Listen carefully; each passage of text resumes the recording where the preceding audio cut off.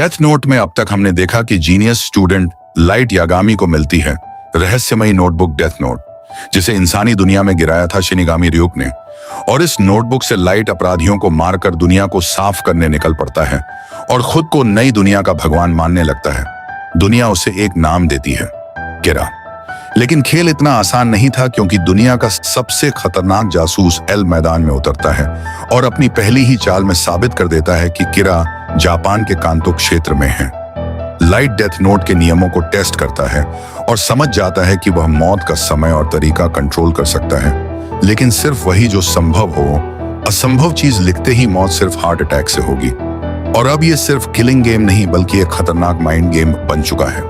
एक तरफ खुद को भगवान समझने वाला लाइट और दूसरी तरफ उसे पकड़ने की कसम खाया हुआ जीनियस एल।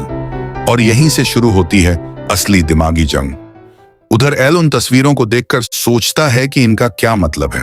उसे लगता है कि किरा अपराधियों को प्रयोग की तरह इस्तेमाल कर रहा है। क्या ये अक्षर कोई संदेश है? जब वह ध्यान से देखता है तो ऊपर की लाइन में लिखा होता है, डेल डू यू नो? यह देखकर एल चौंक जाता है। दूसरी तरफ लाइट कहता है, अब असली खेल शुरू होगा। वह एक ऐसे अपराधी का नाम लिखता है जिसने कल ही बैंक लूटने की कोशिश की थी और कुछ लोगों पर हमला करके भाग गया था। फिर लाइट एक लड़की को फोन करता है और डेट पर जाता है। डिटेक्टिव अब भी उसका पीछा कर रहा होता है। लाइट उसे देखकर खुश होता है और सोचता है कि अच्छा हुआ वह आ गया, नहीं तो आज का दिन बेकार जाता। ryuk उससे पूछता है कि उसके दिमाग में क्या चल रहा है। लाइट कहता है कि उसने जो कुछ भी डेथ नोट में लिखा था, सब उसी के सामने लिखा था। इसके बाद लाइट और वह लड़की बस में चढ़ते हैं। वही डिटेक्टिव भी उनके पीछे वाली सीट पर बैठ जाता है। लाइट लड़की से सामान्य बातें करता रहता है। थोड़ी देर बाद वही अपराधी बस में चढ़ता है और बस को हाईजैक करने की कोशिश करता है। वह ड्राइवर से कहता है कि गाड़ी रोको और फोन करके बताओ कि बस हाईजैक हो गई है। अगर पैसे नहीं भेजे गए तो वह सबको मार देगा। इसके बाद लाइट एक कागज पर कुछ लिखकर लड़की को देता है कि मौका मिलते ही वह अपराधी को धक्का देकर उसकी पिस्तौल छीन लेगा। पीछे बैठा डिटेक्टिव कहता है कि ऐसा करना खतरनाक है। अगर कुछ होगा तो वह संभाल लेगा और लिखने की जरूरत नहीं है, क्योंकि अपराधी दूर है, वह सुन नहीं सकता। तभी लाइट चुपचाप डेथ नोट में कुछ लिखकर उसे अपनी जेब में रख लेता है। फिर वह गुस्से में डिटेक्टिव से कहता है, क्या सबूत है कि आप उस अपराधी के साथ नहीं हैं? यह सुनकर लड़की हैरान रह जाती है। लड़की हैरान होकर कहती है, आप क्या कह रहे हैं? लाइट तुरंत बोलता है, अरे हाँ, मैंने ऐसे कई मामले देखे हैं। एक आदमी बस हाईजैक करता है और पीछे बैठा दूसरा आदमी ऐसे दिखाता है जैसे वह अकेला हो, लेकिन असल में वह उसका साथी होता है। अगर कुछ गड़बड़ हो जाए तो वही संभाल लेता है। यह सुनकर लड़की घबरा जाती है। डिटेक्टिव मन ही मन सोचता है कि लाइट तो बस एक साधारण लड़का है, यह किरा नहीं हो सकता। फिर वह अपना पहचान पत्र निकालकर लाइट को दिखाता है। वह बताता है कि वह FBI एजेंट है और हाईजैकर के साथ नहीं है। उसका नाम रे पेनबर है। ID कार्ड देखकर लाइट समझ जाता है कि एल जापानी पुलिस के साथ साथ FBI की मदद भी ले रहा है। रे का नाम जानकर लाइट अंदर ही अंदर बहुत खुश होता है। वह कहता है, ठीक है, मैं आप पर भरोसा करता हूँ, लेकिन आप बस में क्या कर रहे हैं? आपके पास तो बंदूक भी होगी। अगर कुछ होगा तो आप संभाल लेंगे। रे पेनबर समझ जाता है कि यह वही अपराधी है जिसने 2 दिन पहले बैंक लूटने की कोशिश की थी और 3 लोगों को मारकर भाग गया था। तभी उसके हाथ से जेब में रखा एक कागज गिर जाता है। अपराधी उसे देख लेता है और पास आकर पूछता है, ये क्या है? वह कागज उठाकर देखता है तो उसमें date plan, hug day, rose day जैसी बातें लिखी होती हैं। वह समझता है कि यह सामान्य कागज है और वापस दे देता है। जैसे ही बस एक सुरंग से बाहर निकलती है, अपराधी को अपने पीछे एक अजीब साया दिखाई देता है। वह डरकर चिल्लाता है, तुम कौन हो? यहाँ कैसे आए? पहले तो रे पेनबर सोचता है कि वह उससे बात कर रहा है, लेकिन असल में अपराधी ryuk को देख पा रहा होता है। ryuk भी हैरान हो जाता है कि क्या वह सच में उसे देख सकता है। अपराधी डर के मारे गोली चलाने लगता है। रे पेनबर सबको नीचे झुकने को कहता है। तभी ryuk समझ जाता है कि जो कागज अभी लाइट की जेब से गिरा था, वह डेथ नोट का पन्ना था। जब अपराधी ने उसे छुआ, तभी से वह ryuk को देख पा रहा है। घबराहट में अपराधी पूरी मैगजीन खाली कर देता है। फिर बस रुकवाकर नीचे कूदता है और भागने की कोशिश करता है। उसी समय ठीक 11:45 पर एक कार उसे टक्कर मार देती है और उसकी मौके पर ही मौत हो जाती है। बस के अंदर लाइट धीरे से कहता है, 11:45, बिल्कुल सही।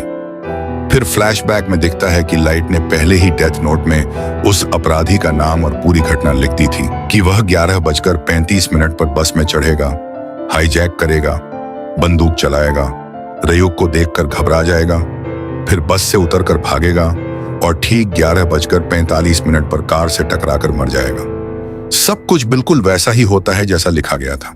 लाइट समझ जाता है कि डेथ नोट कभी चूकता नहीं।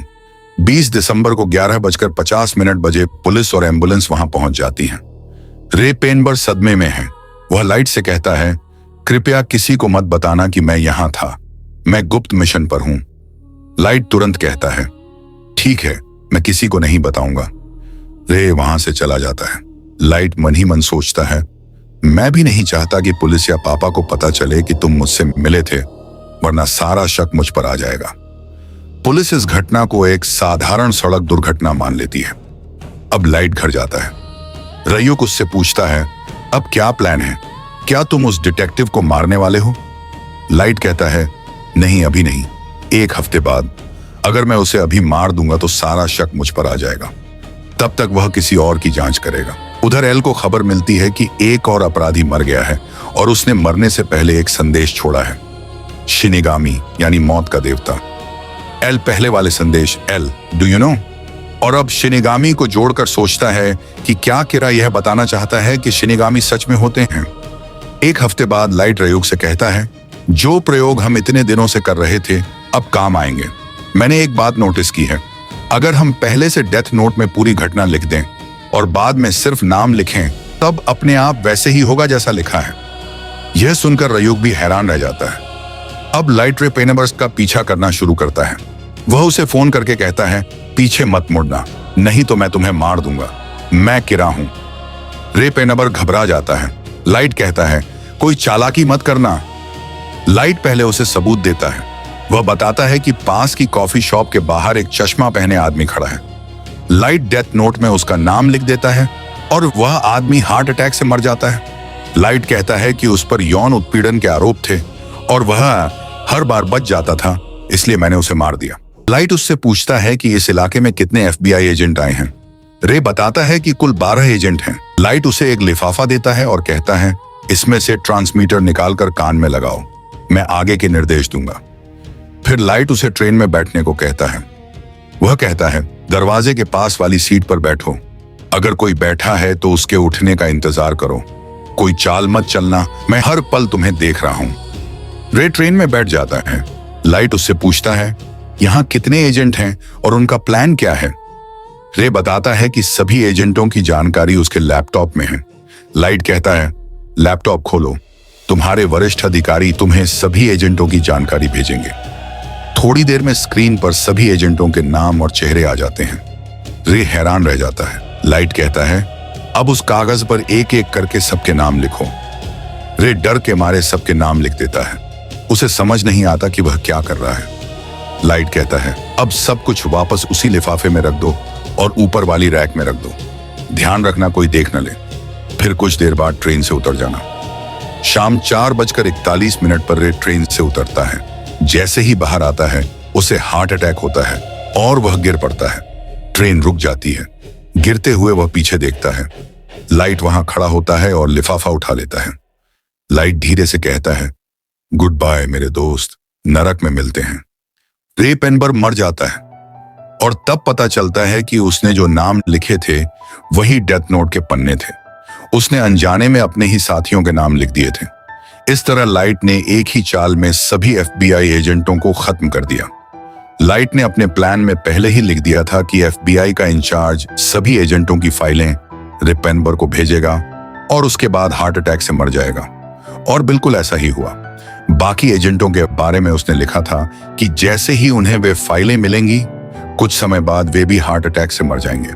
असल में लाइट ने फाइलें सिर्फ रे को नहीं बल्कि सभी एजेंटों को भिजवाई ताकि शक सिर्फ रे पर न जाए, क्योंकि अगर फाइलें केवल उसे मिलती तो सब समझ जाते कि वही जांच कर रहा था। इसलिए उसने शक को बांटने के लिए सबको मरवा दिया।